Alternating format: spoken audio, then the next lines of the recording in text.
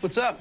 Oh, I'm just compiling all the top sports scores, news, and odds so I can make the very best bets. Me too. BetOnline.ag. Join today and receive your 50% welcome bonus at betonline.ag.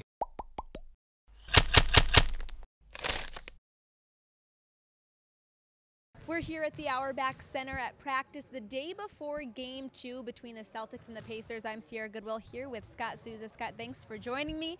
It was obviously a defensive battle in Game 1, a low-scoring, old-school type of game where the Celtics had to prove that they had that defensive mentality with their #1 defender sidelined with injury in Marcus Smart. What did you see out of the Celtics in Game 1?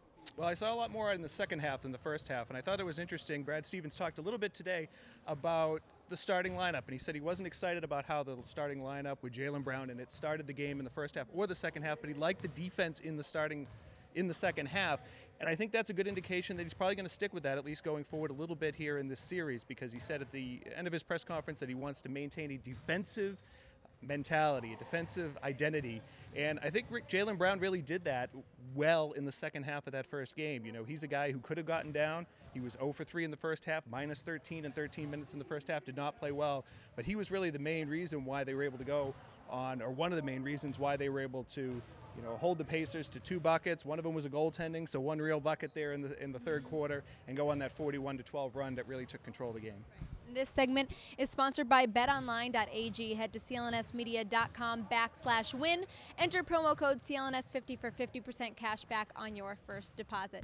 So now Brad, as you mentioned, made note that he wasn't married to that starting lineup. He always reevaluates things game after game. So if he does switch it up, where do you see him going, or what do you think he should do to make it more effective?